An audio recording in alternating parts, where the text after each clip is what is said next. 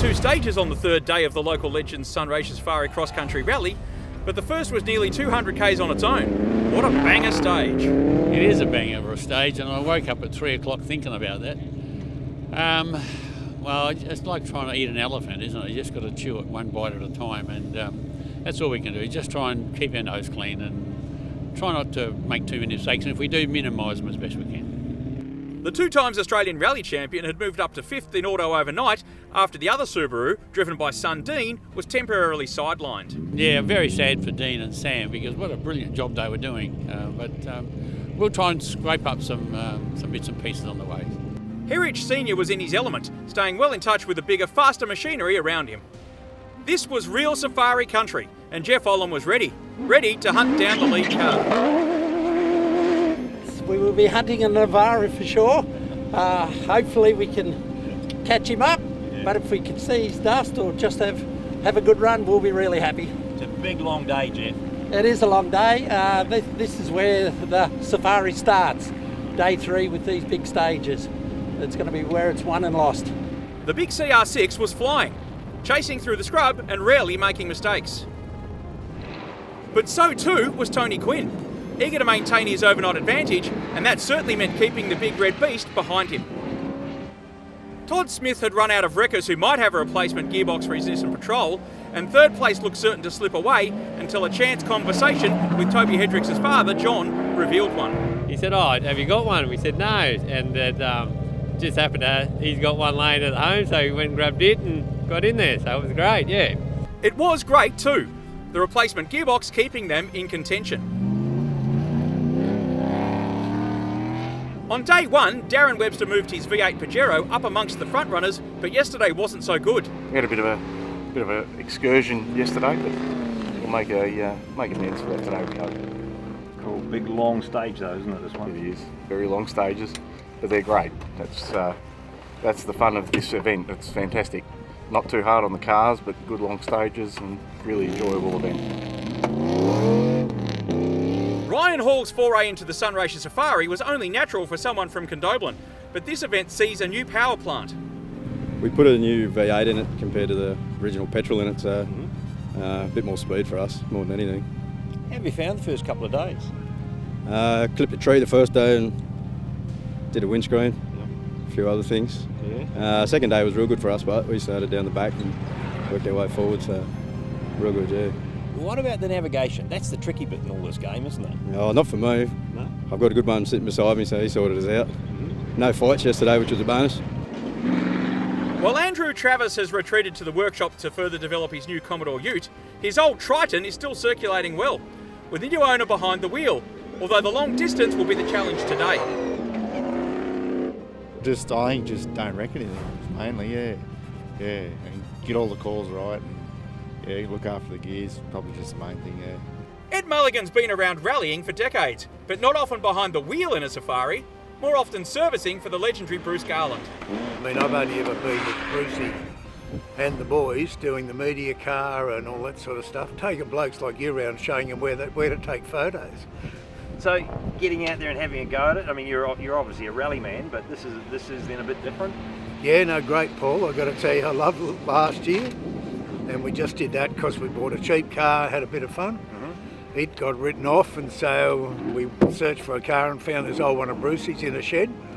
And it's been a mammoth effort to get it here, but it's great.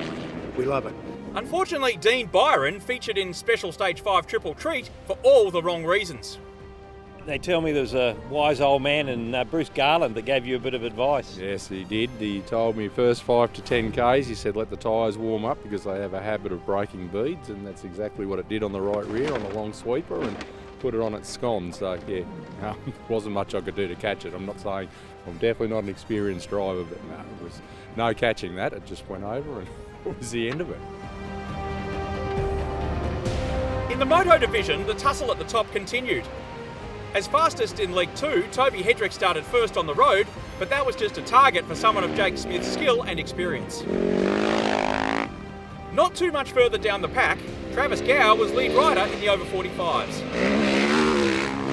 blokes, the old blokes, yes, we do have a bit of a ride every now and then, yes. What do you do out there to keep yourself amused? Nothing. You're just concentrating the whole time. You're reading your maps, you're just looking ahead. There was a bit of wildlife, saw a few roos, a few goats, so yeah, there's no time for sleeping, yeah, you're just looking. Tell me about this map. Map, yeah, well, as you can see, we're just always just looking at our speedo to see when we're going to do our next turns and what's coming up. So once you get your reading, you're always just looking at the speedo, see when you're going to do your next turn. So where we are now, that says latte? That it does, yes, coffee time. Coffee and fuel, bit of refuel. Conrad Fairhead represents the big adventure bikes, and while John Payton might be in front on the leaderboard, Conrad has no idea who's leading. Oh, I don't know. Does that matter? No, it doesn't matter to me. No. Not important? No, I need to finish. This one will be a third finish and I'm pretty happy, pretty happy with that. It was a long stage for everyone, but especially on a quad, and the fastest was John Maragazidis. Yeah, it was, and there were some real tough bits, but I got my nav pretty good and I didn't ride at full steam, and that helped a lot. So yeah, I think it was a good run all round.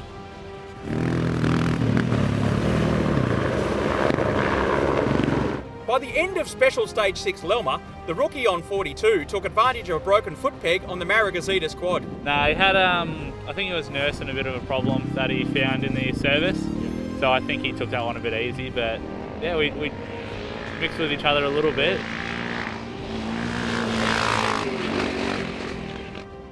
Jake Smith was fastest moto on both stages, extending his lead over the defending champ.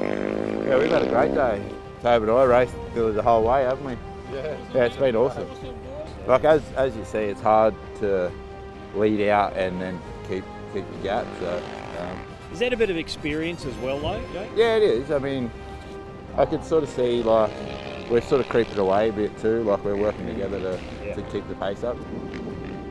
Luke Hayes was next home and just as ecstatic about the final stage of the day. That was a very fast stage. That was superb. Just that's dream riding right there. Just fast, flowy station roads, and yeah, appreciate the landowners for letting us come out here. Matt Gillespie was in next, making up for some navigational errors yesterday. Oh, it was brilliant. The longer the better, I reckon. Yeah, absolutely perfect. Yeah, had some good tussles with some other blokes and had a lot of good fun. Ben Langford was further back, but there was a reason. Lay it down in the corner at the start of this stage today, but it wouldn't have cost me much time. Just pick it up and keep going. But yeah, other than that, it was a smooth day. I missed probably one corner in this one and probably 2 or 3 in the first stage.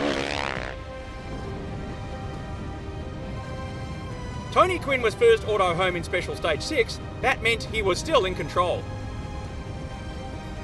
But Jeff Olam was not giving up any quarter, working up a sweat. Yeah, I did work up a sweat through there. I was trying, having fun. That last stage was quite open, quite different to this morning stage. Yeah, that was very fast, very smooth.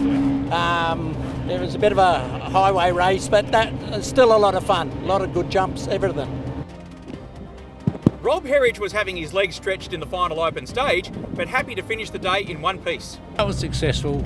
We were a little bit underdone in that last long stage because it just didn't suit us or the car. We're struggling with suspension, but we're still here and we probably dropped a position or two today, but we're still happy to be here. The car's in good nick for tomorrow. Son Dean was in awe of his father.